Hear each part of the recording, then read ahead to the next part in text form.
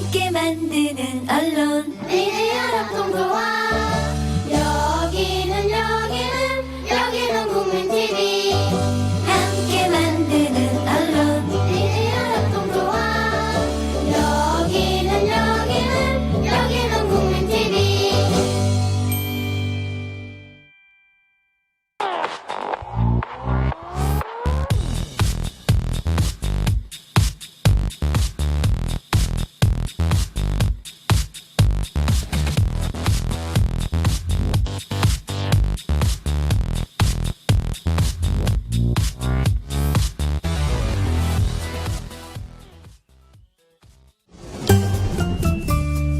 귀로만 듣던 국민TV의 팟캐스트를 이제 보이는 라디오로 시작합니다.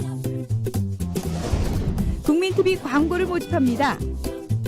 조합원과 비조합원 여러분, 자신이 속해 있는 기업과 사업체, 그리고 알리고 싶은 모든 것들 다 좋습니다. 광고를 원하시는 분은 신청해주세요. 홈페이지 kukmin.tv, 국민.tv 또는 지역번호 02-3144-0933번으로 연락주세요. 여러분의 많은 참여 바랍니다.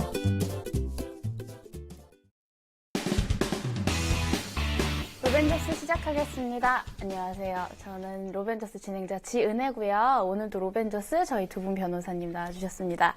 마음만은 따뜻한 우리 헐크 변호사 김재식 변호사님 나와주셨고요. 잘 지내셨어요? 네, 안녕하세요. 김재식입니다. 네. 그리고 저희 김지영 변호사님 미모의 블랙 위도우시죠. 오늘도 자리해주셨습니다. 네, 안녕하세요. 김지영 변호사입니다. 네. 오늘 좀 뭔가 이상하지 않으세요? 분위기 너무 좋은데요. 한 분이 안 계신 것 같아요. 네, 한 분이 안 계셔서 분위기가 좋다고 말씀하시네요. 저희 지금 보시면 아시겠죠? 저희 시청하시는 분들은 아실 거예요. 원래는 이렇게 자리가 세 분이 계셔야 되는데 김종호 변호사님이 오늘 개인적인 사정으로 자리를 못 하셨어요. 그래서 이제 저희 두 분 로벤져스 분들하고만 저희가 진행을 해야 하거든요. 이해를 좀 양해를 부탁드릴게요. 김종호 변호사님이 지금 저희가 원래 이렇게 단체 톡방이 있잖아요. 네. 거기서 이제 같이 사건 얘기도 하고 그러는데 아예 들어오지도 않으시더라고요. 오늘 좀 실종되신 것 같아요. 평소에 부담이 네. 많이 되셨던 것 같아요. 그 김정호 변호사님이 원래 이거 정말 신경 많이 쓰시고 도서관까지 가서 준비를 하실 정도로 그러시죠. 되게 네. 열성적이시거든요. 그러니까 쉴 때만큼은 아예 쳐다보지도 않겠다. 근데 지금 쉬신다고 하시면 안 돼요. 아, 예. 아, 열심히 일하고 계시죠. 네, 지금 아마 되게 큰 사건 때문에 못 나오시는 게 아닐까. 그래서 조금 그러신 전에 것 같아요. 예, 네. 제가 뭐 분위기 좋다 했는데 사실은 정반대예요. 지금 긴장. 예, 김정호 변호사님이 워낙에 많은 준비해 오시고 뭐 얘기도 많이 하시는 분이라서 이제 그분이 빠지시니까 이거 어떻게 방송 시간을 다 그래서 채워야 우리가 되나. 나중에는 전화 연결해서 숙제 하도록 그렇게. 예, 앞으로는 네. 그렇게 해야 될 것 같아요. 아까 얘기하는 말씀드린 분량 때문에 막 고민하셔가지고 전화 연결해서 이렇게 따로 그 분량만 따보자 이런 얘기까지 나왔어요.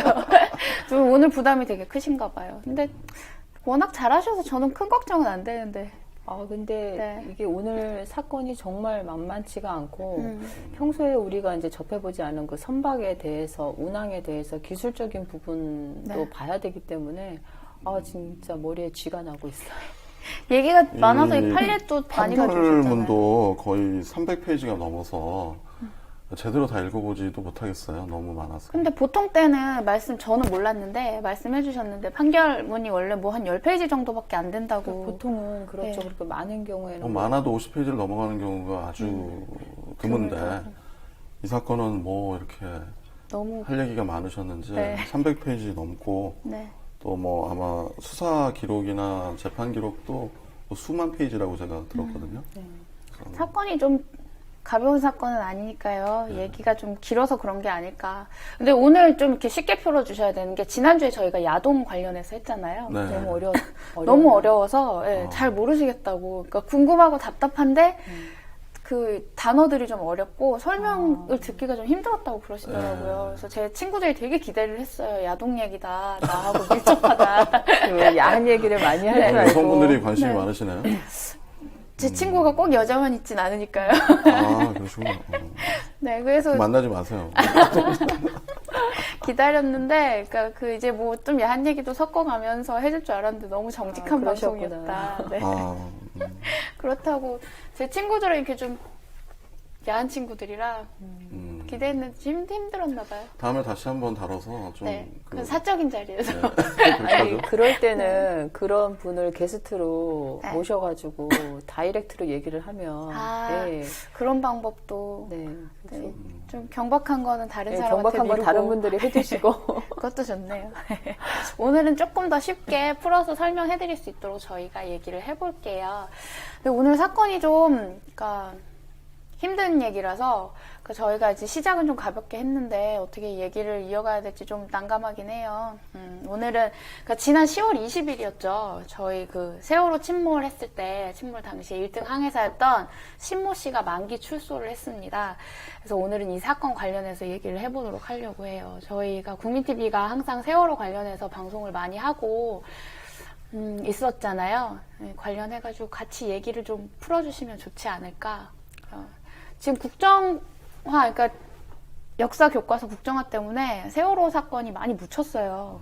그래서 이 얘기를 좀 했어야 되는데. 근데 아마 다음 달쯤에 네. 그 세월호 특조위에서 네. 청문회를 한다는 기사가 났더라고요. 네. 그래서 아마 다시 연말쯤에 이 청문회 과정에서 더 많은 내용들이 국민들한테 알려지고 또 그 진상이 좀 더 명확하게 규명되지 않을까 하는 그런 기대가 있어요. 항상 기대를 하는데 저는 이제 보는 입장에서 기대하면 항상 실망했기 때문에 이번 기대는 좀 부응을 해주시려나 모르겠네요. 근데 이제 제가 판결문을 쭉 이제 읽어보고 그다음에 인터넷에 이제 떠도는 기사라든지 블로그를 보니까 사실은 판결문 전문을 읽지 않으면 오해하거나 그 좀 뭔가 의혹이 있다라고 생각할 부분이 있을 것 같은데 그런 글들이 좀 많더라고요. 그래서 오늘 이제 판결문에 나온 내용들을 조금 설명을 드리면 판결에 대해서도 좀 이해를 하시고 이게 뭐 형량이 너무 작다라든지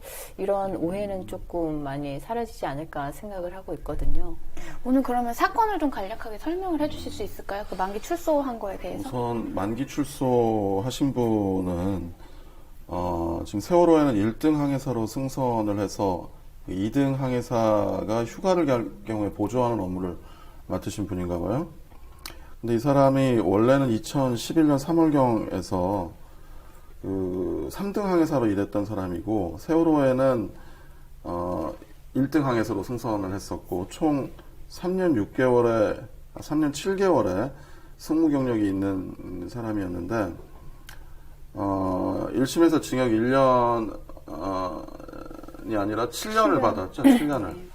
그리고 2심에서 징역 1년 6월을 받아서 이 지금 재판이 상고심에 가 있지만은 구속 상태에서 재판을 받고 있었기 때문에 그 1년 6개월이 다 지나게 되어가지고 출소를 하게 된 거예요. 일단 이제 그 만기 출소한 사람에 대한 얘기는 그렇고 일단 전체적인 사실관계를 대략적으로 들으시면 좀 그 이제 구체적으로 나오는 쟁점들에 대해서 얘기를 할 수 있을 것 같아서 사실관계를 이제 간단히 설명을 드릴게요. 벌써 이제 1년 6개월 지난 것 같은데 작년 2014년 4월에 그 인천 여객 터미널에서 제주도로 가는 이제 세월호가 그 진도 앞바다에서 그 침몰된 사건이죠. 근데 이제 국민들이 경악했던 것은 그 선장과 선원들이 보통 그런 상황에 처하면 다 구호조치라든지 이런 조치를 취하고 나중에 자기네들도 탈출을 했어야 되는데 뭐 그 어린 학생들 수백 명 승객들에게 그냥 선내에 머물르라는 계속 방송만 내보내고 자기네들은 탈출을 한 거죠. 탈출을 하고 나서도 그 해경이나 그런 구조본부 이런 쪽에 적극적으로 선내 상황을 알리지도 않았고 맞아요. 그래서 사실은 그런 것 때문에 그 단원고 어린 학생들이 300명 가까이 죽었잖아요. 그러니까 그것 때문에 너무나 공분을 했던 사안이고 그 사고가 발생하고 나서도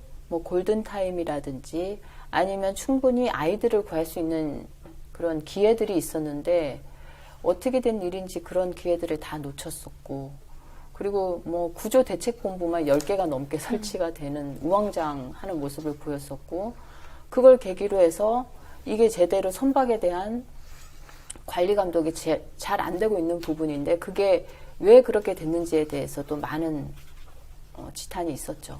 저는 아직도 그 이제 세월호 관련해서 많이 보잖아요. 그리고 워낙 매체들에서 이제 그러니까 뭐 매체라고 함은 저희 같은 방송들이지만 그러니까 얘기를 계속 해주는데도 아무리 들어도 이해를 못 하겠어요. 그러니까 그 사진을 보거나 상황을 보거나 그러니까 똑같은 얘기를 반복해서 들어도 제가 들은 얘기가 맞는지 확신도 안 서고 그냥 배가 위에 떠 있잖아요. 근데 사람이 나올 수 있는데 저는 그냥 아주 단순하게 생각했을 때 배가 떠 있으니까 가르고 사람을 꺼내면 되지 않을까. 근데 이제 해경들이랑 다 나오고 있어요. 막 걸어서 이렇게 천천히. 그 시간이면 다른 친구들도 분명히 나올 수 있었을 텐데 그 해경들은 다 나왔는데 떠있는 배 안에 있던 우리 애들은 못 나왔잖아요. 아무리 봐도 모르겠는 거예요. 그러니까 이번에 지금 그 만기 출소한 것도 이렇게 저희가 화가 나는 게 아직 사건이 해결이 하나도 안 됐어요. 그러니까 해결이 안 된 상태에서 그 사람은 만기 출소를 했다는 거? 근데 그것도 이제 화가 나는 거죠. 물론 그 사람 한 사람한테만 뭐 탓을 하거나 할 수는 없겠죠. 근데 7년에서 1년 6월로 감형된 것에 대한 그것도 큰 네. 문제라는 지적이 있고 네. 물론 대신에 선장은 징역 36년이었나요? 1심에서? 네. 근데 2심에서는 무기징역으로 다시 상향했었거든요. 나머지 다른 선원들은 전부 일괄적으로 깎이고. 감형되었고 만기 출소라고 해서 이제 더 이상 뭐 형이 없는 것처럼 이렇게 뭐 생각하실 수도 있는데 지금 상고심에 가 있기 때문에 만약에 양형이 부당하다고 되어서 다시 또 이 형이 조정이 된다면 다시 또 감옥에 갈 수는 있어요. 이론적으로는. 그런데 지금 저희가 본 바에 따르면 그럴 가능성은 별로 없는 것 같고 그분은 그 사람은 지금 만기 출소한 걸로 이미 끝난 게 아닌가 하는 그런 생각이 들더라고요. 근데 만기 출소를 했잖아요. 네. 근데 상고를 한다는 게 이미 그러니까 전에 말씀한 일사부재리의 원칙처럼 검사가 양형 부당으로 다 상고했거든요. 그렇기 때문에 지금 네, 가능한 거예요. 예, 상고심에서 양형이 부당하니 다시 양형을 정해라. 라고 해서 그 2심으로 다시 그 사건이 내려오게 되면은 네.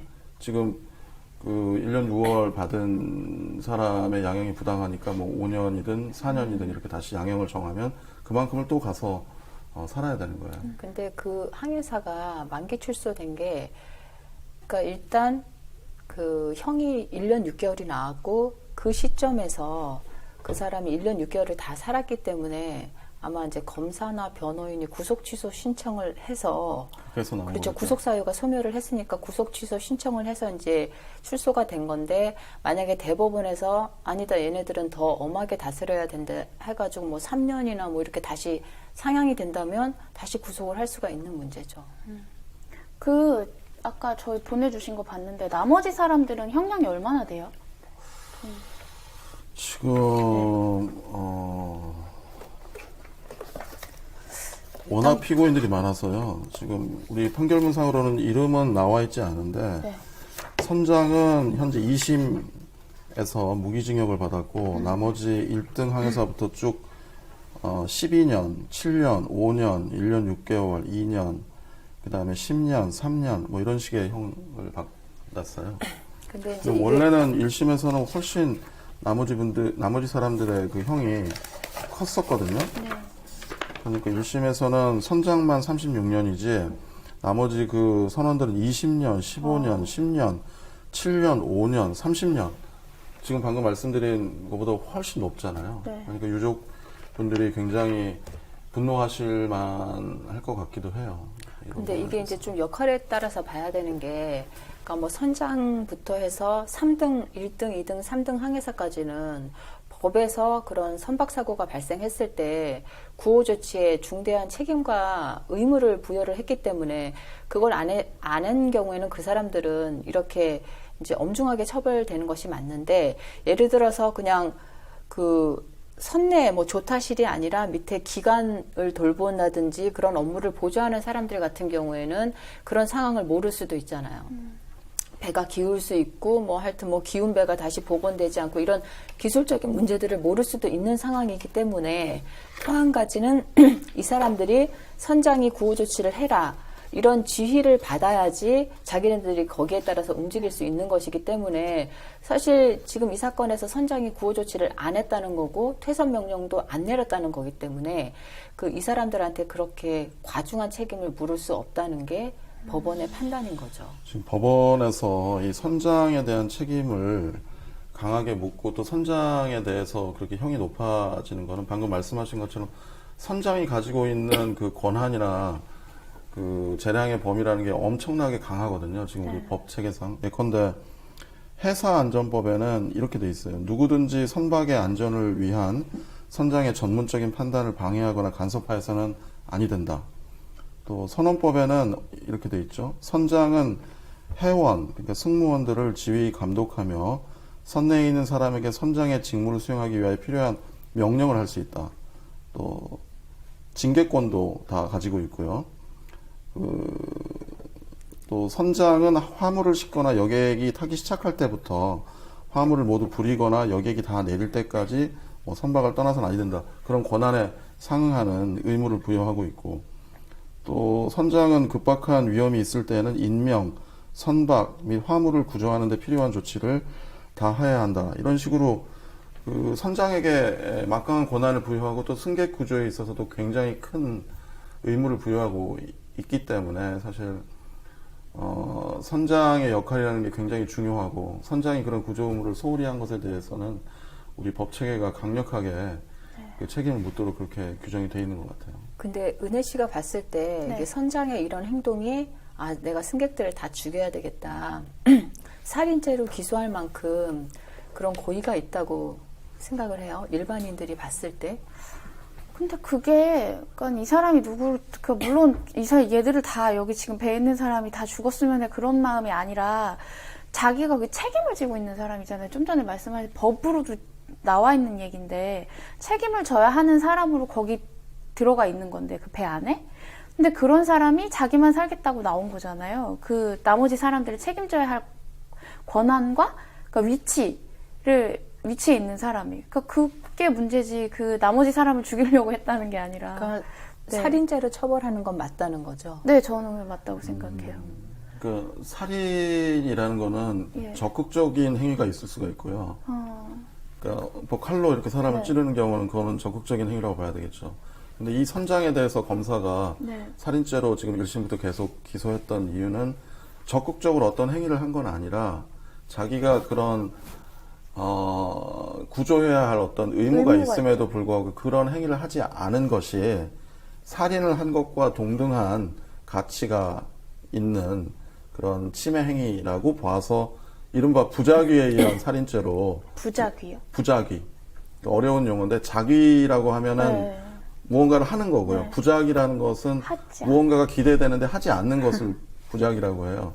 그래서 부작위에 의한 살인죄로 지금 기소를 해서 여기에 대한 판단을 받고자 했던 건데 1심에서는 살인죄 부분은 무죄, 유기치사죄만 유죄.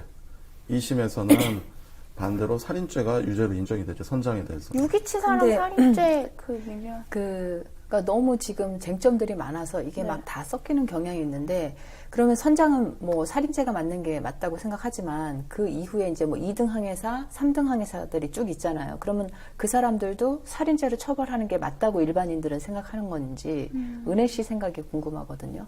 근데 저도 그건 좀 어려운데 사실 이렇게 막 누구한테 네가 책임져 이렇게 할 수 있는 부분은 아닌 것 같아요. 그러니까 은혜 씨는 선장은 살인죄로 처벌하는 게 맞지만 나머지 그 보좌했던 뭐 1등, 2등, 3등 항해사는 살인죄로 처벌하는 거는 무리다라는 거죠. 네, 좀 과하지 않나. 그렇죠. 그러니까 미필적 고의라는 게 그거거든요. 저 사람이 내가 도와주지 않으면 죽을 수도 있다. 이런 가능성뿐만이 아니라 죽어도 어쩔 수 없지. 이렇게까지 생각을 하면 그거는 이제 살인의 고의가 있다는 건데 선장은 그런 고의가 있다고 보여져요. 그래서 2심에서도 미필적 고의를 인정을 했던 것이고, 근데 나머지 1등, 2등, 3등 항해사에 대해서는 검찰에서 살인죄로 기소를 했지만 그 법원의 판단은 달랐거든요. 이 사람들은 그렇게까지 저 사람들이 죽어도 어쩔 수 없지. 그런 고의까지는 없었다고 봐서 그 사람들한테는 살인죄를 인정을 하지 않았거든요. 그러니까 선장이 명령한 거에 대해서 따라야 되는 거 그렇죠. 아닌가요? 그러니까 네. 지금 쭉 김재식 변호사님이 그 선장의 의무를 규정한 법조항을 얘기를 하셨는데 선장에게 최종적인 권한이 있고 나머지 2등, 3등 항해사들은 선장이 어떤 지시를 하면 거기에 따라야 되는 거죠. 근데 선장이 지시를 하지 않았기 때문에 2등, 3등 항해사들은 구호 조치를 적극적으로 할 수 없었던 거고 그렇기 때문에 그 사람들한테까지 살인죄를 적용하지는 않은 거죠. 그러니까 지금 헷갈리고 있는 부분은 뭐냐면은 살인죄하고 유기치사죄가 비슷한 것 같기도 하고 아닌 것 같기도 하고 왜 살인죄로 기소를 한 거고 유기치사죄로는 기소를 안 했던 건가 이런 의문이 지금 들잖아요. 그런데 살인하고 유기치사는 어감에서도 보시다시피 엄청나게 다른 형식의 죄예요. 살인의 고의가 있어야 살인죄가 성립이 되는 거고 유기치사죄는 유기의 고의가 있어요. 유기에. 내버려 두어서 그 결과 사망이나 상해에 이르게 되는 것을 유기치사, 유기치상이라고 이제 표현을 하게 되는 거거든요. 그러니까 살인죄로 의율돼서 처벌받는 것의 수준하고 유기치사죄, 유기치상죄로 의율, 그러니까 기소가 돼서 처벌받는 것은 정말 하늘과 땅 차이의 차이가 있는 거예요. 그렇게 얘기하시니까 좀, 그러니까 저는 처음에 이 만기 출소했다고 봤을 때 유기치사라서 만기 출소했다. 그러니까 유기치사로 들어갔다는 얘기를 들었는데 그래서 유기치사면 아무튼 그러니까 살인죄랑 지금 비교해 주시니까 그런 생각이 드는데 유기치사도 저는 살인이라고 생각을 한 거죠. 유기치사는 살인죄는 아니고 유기를 해서 그 결과 그 상해나 사상, 그러니까 그 사망에 이르게 되는 건데 유기를 하게 되면 결국에는 사망이나 그 상해의 결과가 발생할 것을 예견해야 또 유기치사, 유기치상죄가 성립이 되는 거예요. 그러니까 아까 카톡에서 저희 막 사마리아 인법, 착한 사마리아 인법 얘기해 주셨잖아요. 근데 우리나라에는 그게 적용이 안 되죠.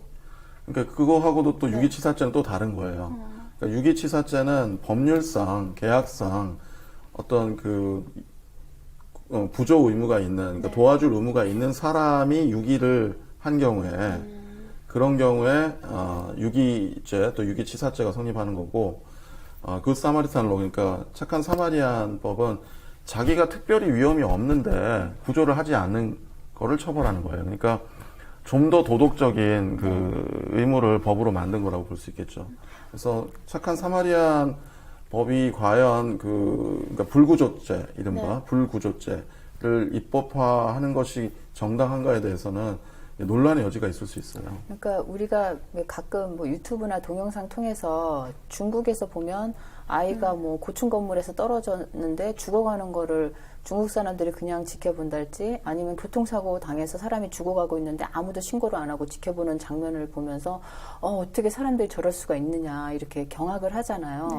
그러니까 그럴 때 지금 할 수 있는 게 지금 착한 사마리안법 나한테 저 사람을 도와줄 어떤 법적인 의무나 계약적인 의무는 없지만 그래도 인간으로서 도리니까 저 사람을 구해줘야 된다는 거죠. 사실 은혜 씨 앞에서 누가 막 죽어가고 있어요. 그냥 내가 신고를 하거나 병원에 옮겨주면 되는데 뭐 내가 좀 약속도 있고 급하기도 하고 뭐 귀찮을 것 같기도 해서 안 도와줬다. 그거 법적으로 처벌받는 거 아니거든요. 근데 만약에 지금 말씀하신 사마리안법이 도입이 되면 그거조차도 법적으로 처벌되는 거죠. 내가 생판 모르는 사람이라도 내가 도와줘야 되는 거죠. 그 착한 사마리안법이요. 우리나라 말고 다른 곳에서는 다른 국가에서는 하고 있는 데가 있지 않아요? 미국은 한 30여 개 주에 입법이 돼 있다고 하고 유럽에도 대부분 입법이 돼 있는 걸로 그렇게 알고 있어요. 제가 놀라운 게 중국에도 착한 사마리안법이 있는데 근데 어떻게 그런데도 사람들이 그렇게 무관심한 게 저는 중국은 너무 아마 놀랍더라고요. 법과 이 현실이 따로 놀기 때문에 아마 그런 법이 있어도 실제는 실행이 잘 안 될 것 같은데요. 그러면 그것도 뭐 법적인 형량이 뭐 높거나 뭐 그런가요? 유기죄보다는 훨씬 낫겠죠. 그렇지만 형사처벌도 하고 또 거기에 따라서 민사 손해배상 책임도 물을 수가 있고 아주 설명을 잘 해주셨는데 이거는 그러니까 자기에게 위험이 없는 한이라는 단서가 있어요. 자기가 구조를 하는 과정에서 자기도 위험을 당할 상황이라고 한다면 그 불구조죄가 적용되는 게 아니고 자기는 위험이 없는 경우 예컨대 여기 물이 빠져 있는데 옆에 로프나 무슨 그 구명정이 있다 그럼 던져주면 되잖아요. 네. 그러니까 이걸 안 하고 그냥 바쁘다고 갔을 때 이런 경우에 이제 처벌하겠다는 거죠.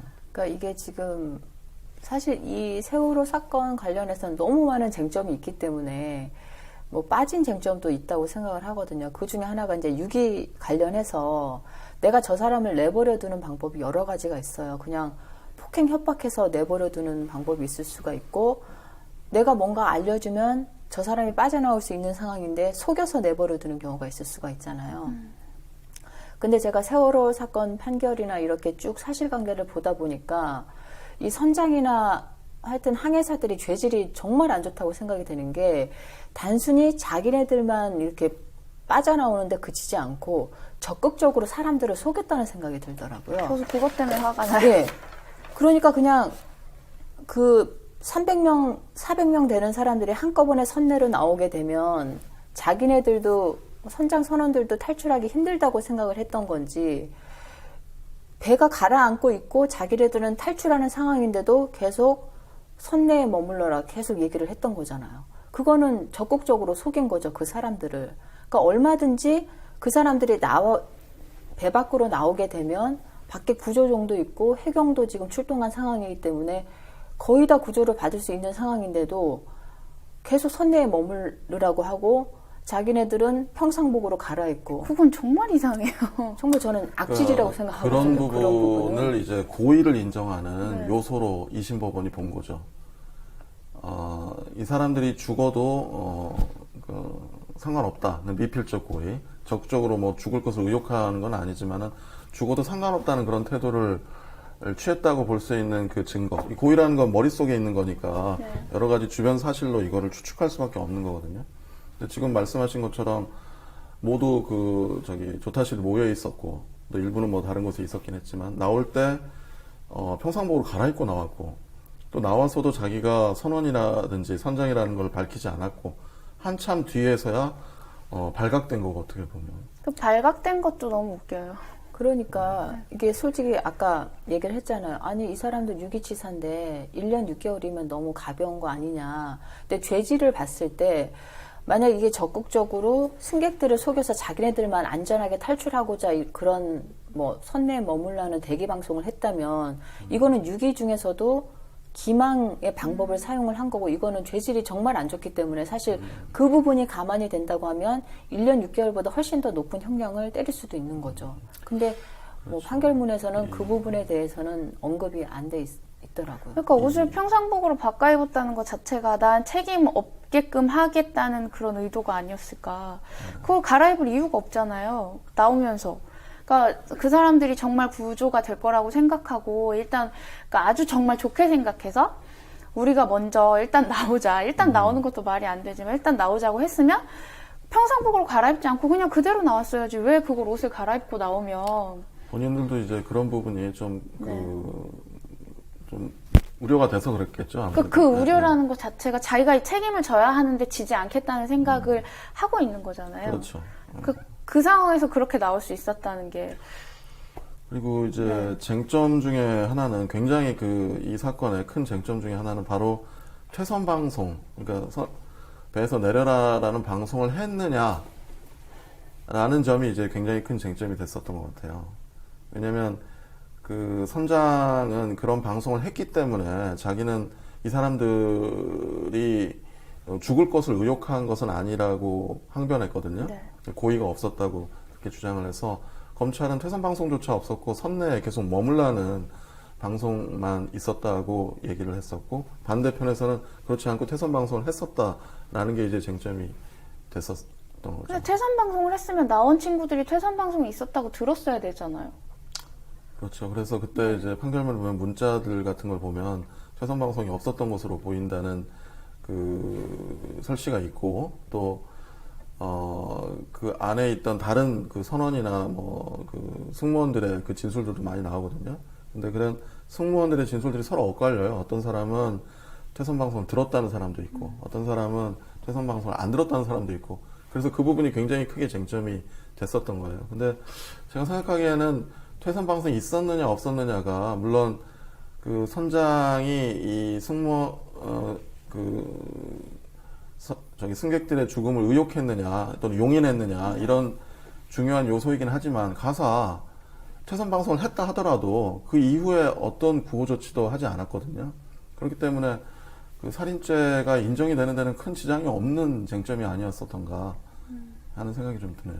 그 일단 퇴선 방송을 했는지 안 했는지가 증언들이 엇갈리니까 1심에서는 그렇게 그러니까 진술이 엇갈리는 상황에서는 피고인의 이익으로 판단을 하잖아요. 그래서 마치 이제 퇴선 방송이 있었던 것으로 파악을 했던 것 같아요. 1심 판결은. 그래서 살인의 고의를 부정을 했고, 근데 2심에서는 그 퇴선 방송을 못 들었다라고 진술한 사람들이 뭐 항해사나 기관사였거든요. 그러면 그거는 사실은 자기네들한테 불리한 진술인데도 자기는 퇴선 방송을 못 들었다라고 얘기를 하니까 그러면 이 사람들은 신빙성이 있다 해서 그거를 이제 증거력을 인정을 해서 살인의 고의를 인정을 했던 거죠. 근데 이제 퇴선 방송이 있었는지 여부가 제가 볼 때는 좀 중요했던 게 그 부작위에 의한 살인죄 있잖아요. 그러니까 부작위에 의한 살인죄를 인정을 하려면 일단 그 법적인 의무가 있는 사람이 아주 쉬운 방법으로도 그런 사망의 결과를 막을 수 있었는데도 안 했으면 부작위에 의한 살인죄가 인정이 되는 것인데 거기서 이제 퇴선 명령이 나오는 것 같아요. 골든타임 시간 내에 퇴선 방송을 했으면 사람들이 정말 많이 구출될 수 있었기 때문에 그렇게 쉬운 방법을 놔두고도 안 했기 때문에 너는 부작위에 의한 살인죄라는 결론에 다다른 거거든요. 네. 잠깐 제가 그 뭐 여쭤보고 싶은 게 있는데 아까 그 미필적 고의 말씀하셨잖아요. 그걸 좀 쉽게 설명하자면 그러니까 그게 유기치사가 미필적 고의라는 거죠. 아니에요. 달라요?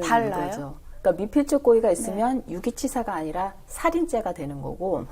미필적 고의가 그쵸. 있으면. 네. 그러니까 고의가 없으면 그래 그냥 너는 내버려둬서 사망의 결과를 인식했으니까 그것보다 형량이 낮은 유기치사가 되는 거죠. 그러니까 미필적 고의가 있으면 살인이 되는 거고 그게 없으면 그냥 유기치사가 되는 거죠. 그러니까 그 살인의 확정적 고의는 없었거든요. 네. 이 선장에게는 이 사람을 죽이려는 확정적인 인식과 의욕은 없었기 때문에 이 사람이 죽어도 상관없다라는 미필적 고의가 쟁점이 됐었던 건데 네. 거고요. 유기치사죄에서의 고의도 인정이 돼야 되는데 유기는 확정적 고의가 있는 거예요. 지금 이 선장의 네. 머릿속에는. 왜냐하면 이 사람에 대해서 내가 법적으로도 계약적으로도 승객 계약적으로도 이 내버려두면 안 될 의무가 있는데 내버려 두겠다고 분명히 인식과 의욕을 하고 있는 거거든요. 퇴선 방송을 하지 않았다면. 그렇기 때문에 유기치사는 뭐 당연히 인정이 되는 거고 살인죄가 인정이 되느냐 마느냐가 쟁점이 되는 거죠. 그러니까 최근에 이제 그 미필적 고의가 무죄될 수 있는 사건이 하나 있었잖아요. 그 사람들이 굉장히 공분하고 있는 사건인데 캣맘 사건이라고. 네, 맞아요. 그 다 아실 거예요. 그러니까 길고양이들 보살피던 50대 아주머니하고 20대 뭐 청년인지 여자분인지 모르겠는데 하여튼 만 10세가 안 되는 애들 3명인가? 네. 4명이 그 아파트 올라가서 벽돌을 던져서 50대 아주머니가 돌아가셨잖아요. 네. 그러니까 얘네들이 그러면은 처음에는 이제 뭐 무슨 자유낙하 실험인가 자기네들이 했다라고 주장을 하면서 그러면 뭐 이거는 그냥 우연한 사고다라고 생각을 했는데 이게 얘네들의 뭐 동선이라든지 이런 것들을 보니까 계획적인 범행이었고 그 돌을 떨어뜨리면서 저 아주머니가 맞으면 죽을 수도 있겠구나 이런 생각을 했다고 보는 거죠. 이제는. 그래서 걔들한테 살인의 미필적 고의가 있다.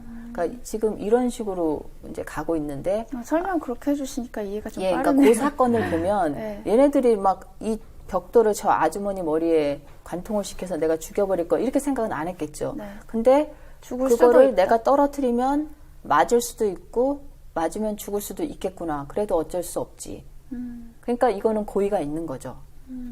그래서 살인죄가 될 수 있는 건데 하여튼 뭐 그 다들 사건에서 소년이라서 또 처벌이 안 됐었던 거죠. 형사 미성년자들이었죠. 네. 그거 저희가 그 캣맘 사건도 얘기를 해볼까 했는데 이게 워낙 지금 그 만기 출소가 국정화 그 교과서 국정화 때문에 이렇게 얘기가 안 나와서 지금 세월을 저희가 얘기를 하고 있는데 그래서 은혜 씨가 지금 뭐 미필적 고의하고 유기치사하고 헷갈려하는 것 같으니까 네. 그 캣맘 사건이 네. 보면 확실하게 미필적 고의를 이해시킬 수 있는 사건이라서 잠깐 언급을 했던 거고요. 네. 저는 사실 유기치사도 아까 못 여쭤봤는데, 그러니까 제가 착한 사마리아인법하고 여쭤봤던 게, 착한 사마리아인법은 그러니까 자기가 뭔가 책임을 지지 않아도 되는 상황에서 얘 얘기고, 그렇죠. 유기치사는 그러니까 자기가 책임을 져야 하는 상황에서 책임을 지지 않았기 때문에 유기치사가 되는 거예요? 예, 비슷해요. 그러니까 유기치사는 법적인 의무나 계약상의 의무가 있는 경우에 이 내버려두면 안 돼야 되는 그런 의무가 있는 경우에 적용되는 형법이고요. 착한 사마리안법은 그런 법적인 계약적인 의무가 없고 자기가 위험에 처해지지 않을 것이라는 그런 확신만 있으면은 그냥 구조해 줄 수 있는데 구조하지 않는 경우. 그게 단계가 좀 낮다고 봐야죠. 그리고 이런 부분은 도덕적인 영역이라고 봐서 사실은 찬반이 굉장히 엇갈리는 영역이에요. 찬성하는 측에서는 윤리적이지 않냐. 이거 당연히 사람으로서 해야 할 일인데 왜 이거를 안 하는 거냐. 처벌해야 된다.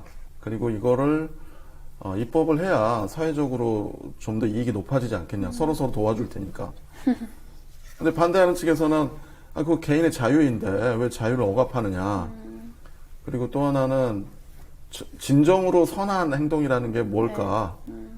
선한 동기에서 자발적으로 하는 건데 법으로 딱 정해놓고 이걸 하라고 강요하는 게 이게 과연 선한 행위라고 봐야 되겠느냐라는 그런 철학적인 어떤 이슈가 있어요. 그래서 뭐 우리나라에도 지금 국회에 가 있는 것 같긴 해요. 이 법을 만들자는 논의는 있는 것 같은데 통과되긴 좀 쉽지 않을 것 같아요. 그리고 저는 또 한 가지 이제 말씀드리고 싶은 게 이게 물론 이제 선장 선원들도 잘못을 했죠. 근데 근본적인 문제가 있다고 생각을 하거든요.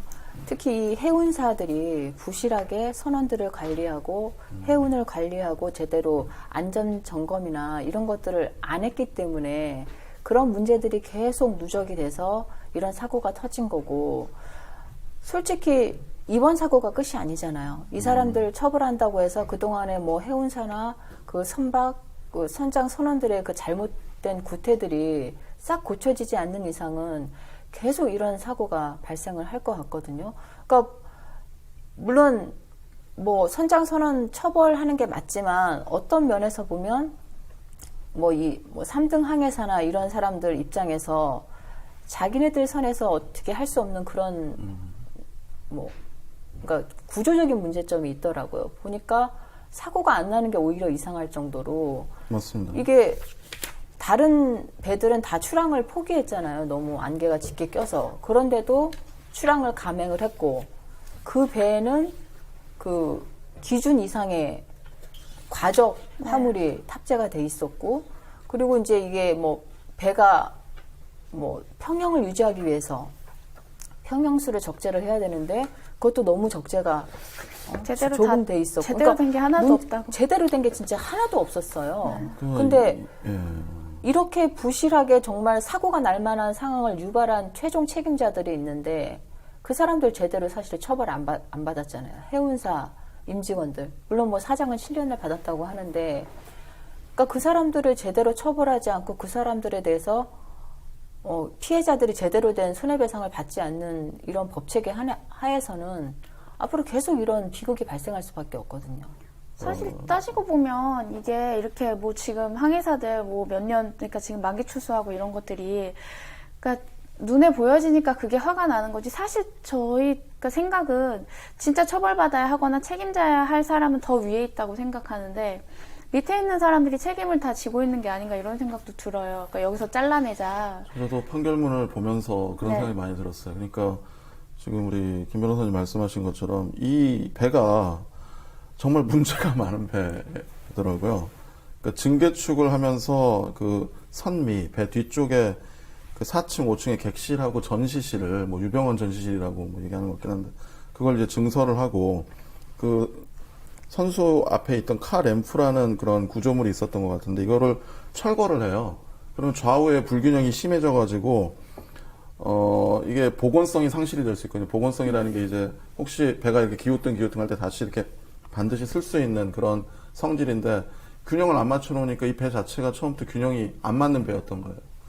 게다가 화물 운송을 해야 돼서 이윤을 남겨야 되니까 방금 말씀하신 것처럼 화물이나 차량은 과적을 하고 무려 얼마를 과적을 했냐면 이 공소장에 보면 세월호가 아까 말씀드린 보건성을 유지하면서 적재할 수 있는 화물의 최대치가 1077톤인데 실제 2142톤을 적재를 했다는 거예요. 무려 1065톤을 초과로 차량이나 화물을 적재를 해서 이윤을 남기려 했다는 거죠.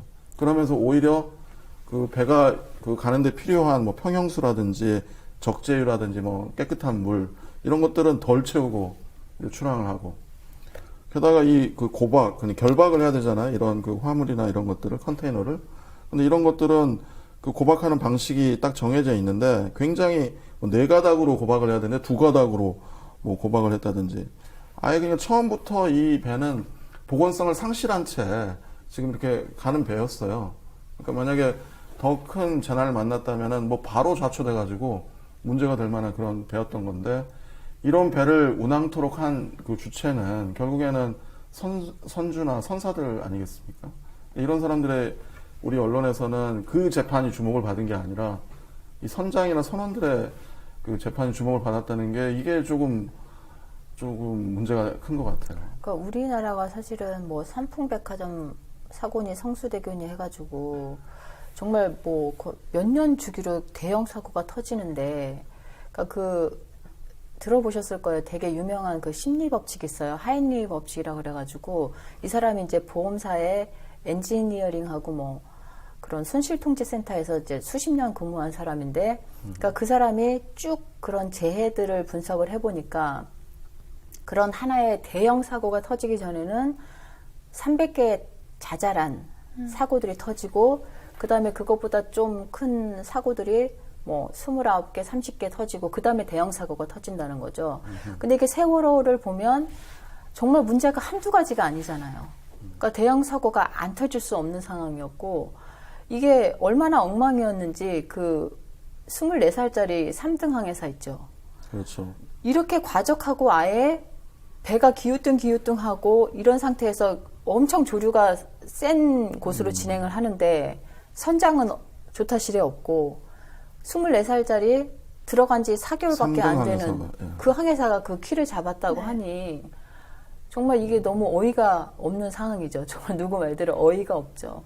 이거 이 사건 자체를 이렇게 작은 것들과는 결말을 여기서 지으면 안 되는 건데, 저는 그 생각을 계속 하거든요. 그리고 맞아, 지금 만기 출소한 이분이 바로 전날 투입됐다고 들었어요. 그러니까 경험이 전무 그 배에 대해서 전혀, 그러니까 그 배를 출항시키면 안 된다는 얘기를 사람들이 굉장히 많이 했었다고 하더라고요. 근데 심지어 거기 탄 사람이 그 전날 갑자기 바뀐 항해사 들어와서 그냥 있었던 거죠. 근데 그 사람이 지금 책임을 지고, 그러니까 물론 되게 형량이 작다고 얘기는 하고 있지만 그럴 만한 일인가 이게 그러니까 처음부터 끝까지 다 너무 의문점만 있는 사건이라서 어떻게 얘기를 해야 될지도 모르겠어요. 물론 이런 그 화물이나 차량이 과적되고 뭔가 보건성이 상실되어 있는 상태로 출항하면 안 되고 그런 출항을 해서는 안 될 의무는 또 선장이나 이런 선원들에게 다 부과는 돼 있어요. 그렇지만은 이 선장이 그러면 이게 화물이 너무 과적돼 있으니 다 내려라 이렇게 할 수 있는 상황이 아니잖아요. 어떻게 보면. 그러니까 실제로 회사에서 이 화물 계약을 다 했으니 다 실어라 이렇게 해놓은 상황이기 그러니까 때문에. 처벌받은 사람 중에서 그런 건의를 했던 적이 있는데 다 묵살이 됐다고 하죠. 그 선사나 선주에 의해서. 그렇죠. 예. 그러다 보니까 여기 이제 판결문을 보다 보면 각종 그 서류들을 써서 내게 돼요.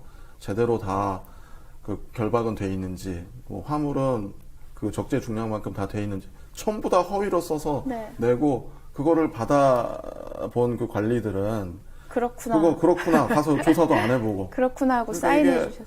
어떻게 보면 이렇게 나라가 허술한가 하는 생각도 좀 들고, 특히 배나 비행기나 철도나 이런 대형 교통수단은 한번 사고가 나면 엄청난 인명피해로 이어질 수 있는 그런 중대한 교통수단에 대해서는 적어도 좀 관리를 좀 해야 되지 않나 그런 생각. 법이 이때 뭐 거의 형해화되는 것처럼 이렇게 운행이 되고 이런 게 조금 후진적인 그런 면이 아닌가 싶어요. 근데 지금 그럴 수도 있겠구나 하면서 이렇게 해줬다는데 그 위에는 이제 정말 너무나 고착화된 그런 비리고리들이 있는 거죠. 그러니까 사실은 선박의 안전을 책임지고 이런 걸 관리해야 되는 사람들이 그 해양수산부 쭉 오랫동안 몸담았던 공무원들이 그런 해양수산부 산하에 안전을 책임지는 그 뭐 수십 개 기관으로 다 낙하산 인사로 가게 된대요. 그러면은 공무원 시절부터 해가지고 산하기관까지 수십 년 동안 그렇게 돼 있으면 사실은 해운사나 이런 사람들하고 유착이 안 생길 수가 없는 것이고, 그럼 적당히 넘어가는 거죠. 뭐 다 일일이 현장에 가서 엄격하게 조사를 하는 게 아니라 그냥 좋은 게 좋은 거고 그냥 대충 넘어가고 이런 식으로 봐주기식 일처리. 그러니까 사실 그게 예. 해경이 문제가 돼서 결국 해체된 거 아니겠어요? 뭐든지 해체하고 보자. 근데 이 일 있고 나서, 그러니까 선례가 있었으면, 이런 큰 사고가 있었으면, 그 이후에는 뭐가 이제 좀 잘 돼야 되잖아요. 근데 그 이후에도 저희 선박사고 또 있지 않았나요? 한 2번인가 있었던 것 같은데. 구명정이랑 뭐 제대로 갖춰진 게 하나도 없어서 그 이후에도 큰 사고가 났었던 걸로 알고 있어요. 그리고 그 만기 출소한 이분, 제가 지금 보니까, 아직 대법원 상고심이 남았지만 일단 형기를 채워 재판부에 구속 취소 신청을 했고 이게 받아들여져 출소했다라고 돼 있는데 이게 무슨 얘기예요? 아까 하신 말씀 있어요. 아까 저 말할 때 안 들었죠. 딴 생각했거나. 딴 생각하고 있었나? 아니 아까 이해하는 네. 것처럼 고개를 끄덕끄덕 하더니 제가 또 딴 생각을 하고 있었나 봐요. 어려워서 네. 다시 한번 설명해 네. 주시면 되죠. 예, 지금 추워가지고 약간 네. 입이 이렇게 조금 마비가 됐는데 다시 설명을 드리면, 그러니까 이 사람이 2심에서 1년 6개월을 선고를 받았고 그 시점에 아까 1년 말씀해 6개월을 주셨다. 다 형기를 네. 채웠기 때문에 네.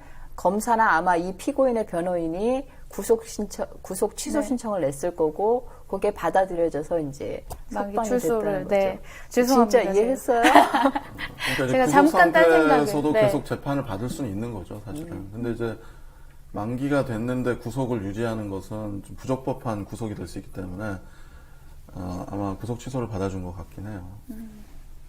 재판은 구속 상태에서도 받을 필요가 있으면 계속 구속 상태에서 네. 받는 거거든요. 네. 나중에 풀려나는 한이 있더라도. 우리 그런 경우 많잖아요. 1심에서 검찰에서 구속돼가지고 재판받다가 무죄로 풀려나오는 경우도 많죠.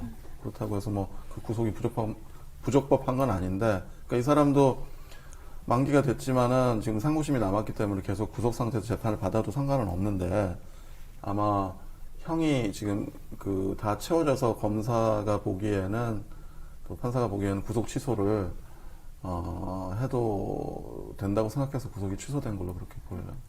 제가 이해를 했어야 되는데 또 딴 생각을 하다. 아니, 이게 정말 이게 피고인들이 굉장히 많잖아요. 근데 그 중에는 정말 안타까운 사람들도 있더라고요. 그러니까 이 사람들이 물론 형사처벌하는 것도 있겠지만 그 가족들이나 본인이 마음적으로 너무 고통을 받고 있고, 이 기관사인가 뭐 조기순과 그 딸이 자살을 했더라고요. 이 사건 터지고 나서. 피고인의 딸이요? 그렇죠. 이제 이 사람은 사실은 핵심적인 역할을 했던 사람도 아니고, 그러니까 그냥 기관사를 돕는 또 조기수였으니까 선내상을 잘 모르는 상황이었고, 뭐 이 일이 벌어지고 나서도 구조 작업부터 열심히 도왔어요. 근데 너무나 죄책감이 심하고, 그 딸 입장에서도 자기 아버지가 욕을 먹고 뭐 살인했느니 이런 얘기를 안타까운 들으니까 일이네. 자살을 하고, 실제로 이 또 뭐 피고인 중에 자살을 시도한 사람도 있었고, 그러니까 정말 어떻게 보면 물정 모르고 열악한 상황에서 근무했던 피레미들이 있을 수 있는 거잖아요. 몸통은 따로 있고. 그러니까 이 사람들만 완전히 비난의 화살을 다 받는 거고, 그 가족들도 고통을 받는 거고. 그러니까 저도 판결문 읽으면서 좀 이 사람들은 심정적으로는 안 됐다는 생각이 들더라고요.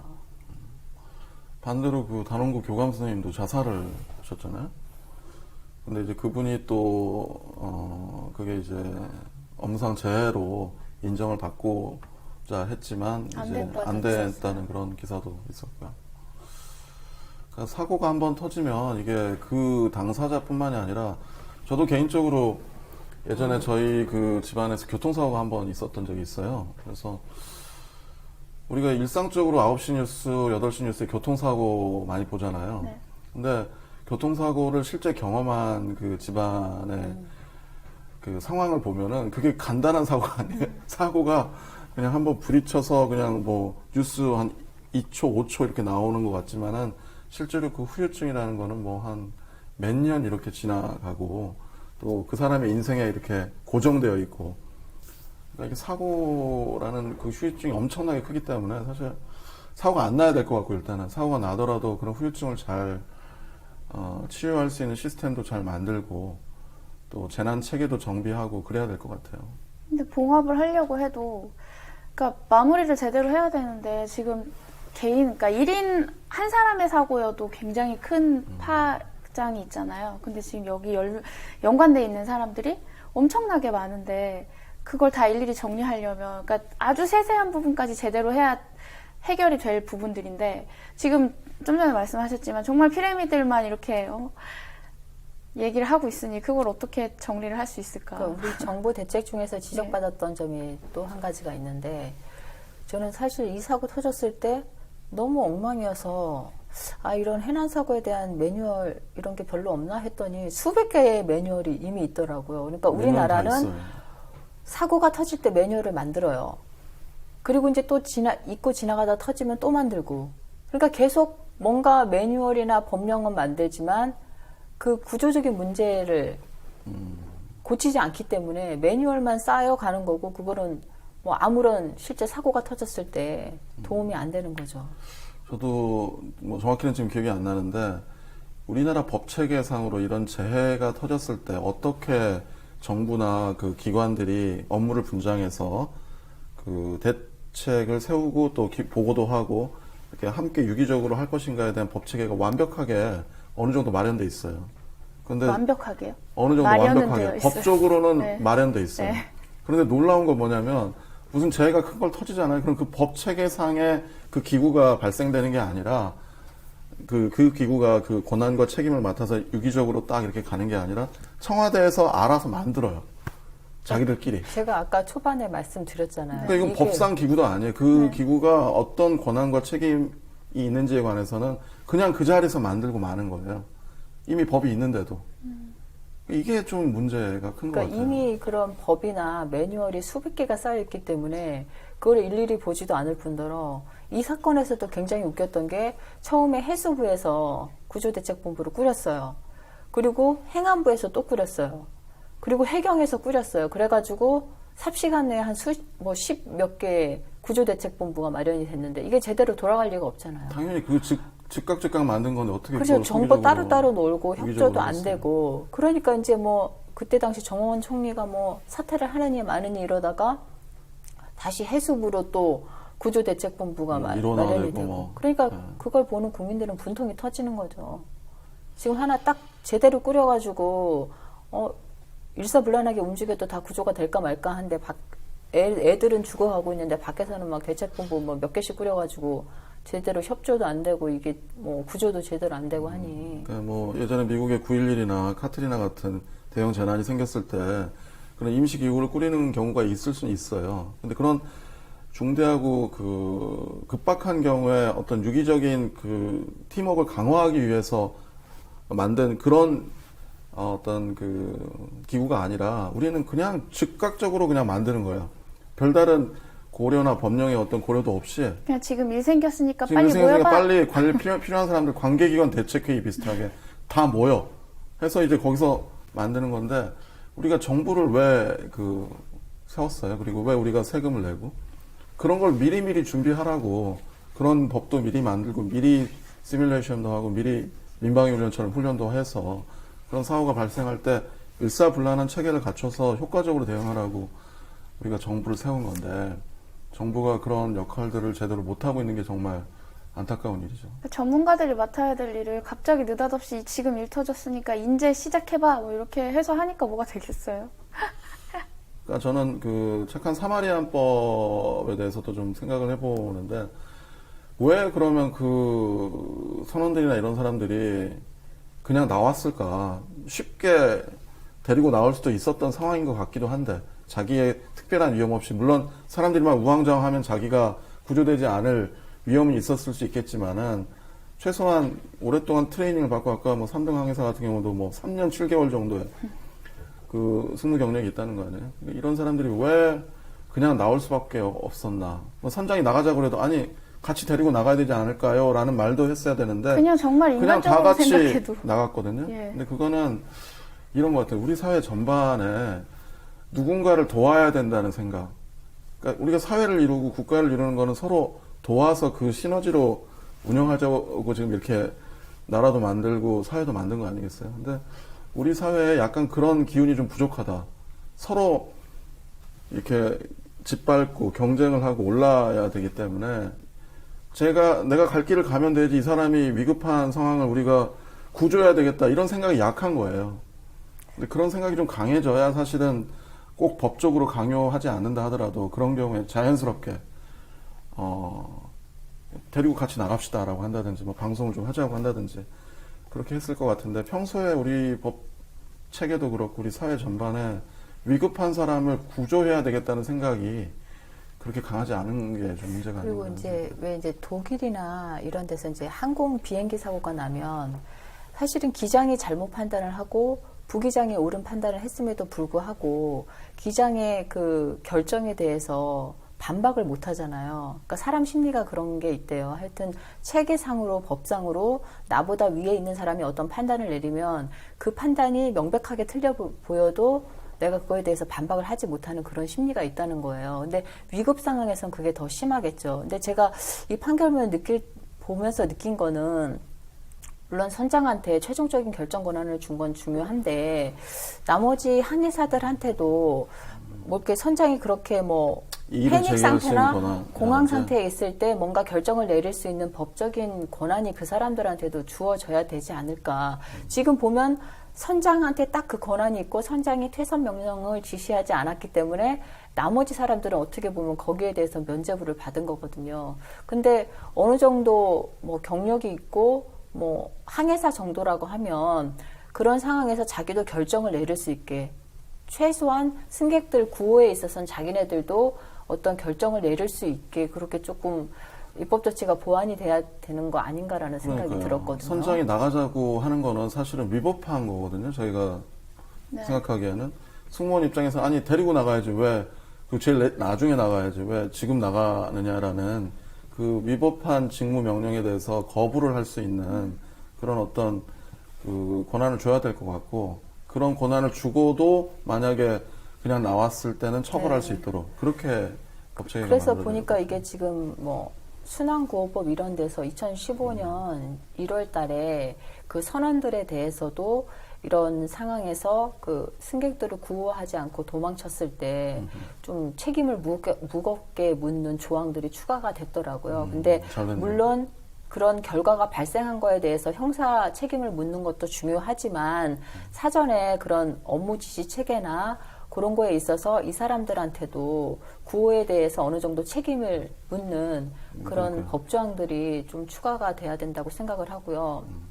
그다음에 대한변협에서도 이번에 이제 세월호 관련해서 백서를 냈는데 그 해운사가 진짜 그냥 어떻게 보면 별로 제대로 책임을 안 지고 지금 빠진 상황인데 그렇죠. 이런 대형 사고가 발생을 했을 때 해운사에 대해서 정말 강력한 손해배상을 할 수 있도록 그러니까 지금 얼마 전에 그 폭스바겐 같은 경우에 우리나라 소비자들이 국내에서 충분히 손해배상을 못 받을 것 같으니까 미국 가가지고 징벌적 손해배상을 받겠다고 갔잖아요. 그러니까 그것처럼 이런 선박이나 항공 관련한 사고에 있어서는 해운사들이 징벌적 손해배상을 할 수 있도록 그런 제도도 좀 도입을 하면 이 사람들이 좀 더 보안이나 이런 데 더 신경을 쓰지 않을까 그런 생각도 해봤거든요.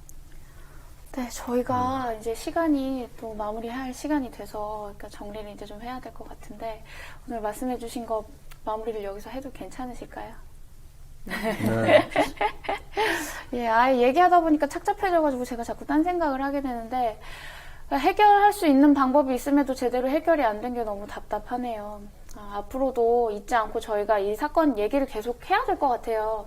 자꾸 뭐에 다른 사건들을 묻혀서 얘기를 수면 위에 띄어놔야 사람들이 다시 논의하고 얘기하면서 잊지 않고 기억을 할 텐데 잊어버리는 게 아닌가 싶습니다. 오늘 고생 많으셨어요.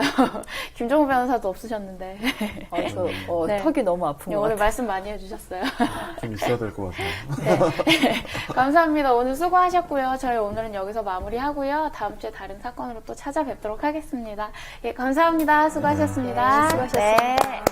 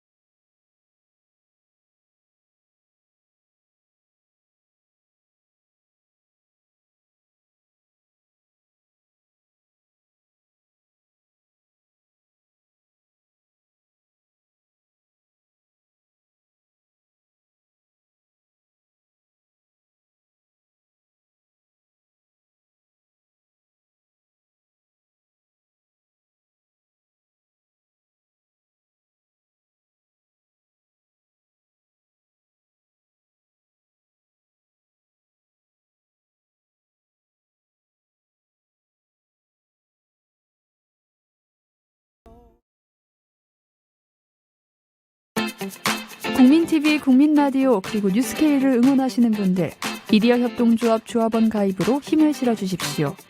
그리고 기존 조합원 분들은 월조합비 납부 신청을 해주시면 감사하겠습니다. 조합원 가입과 월조합비 납부 신청 문의는 홈페이지 국민.tv 또는 서울전화 3144-7737로 연락 주시면 됩니다.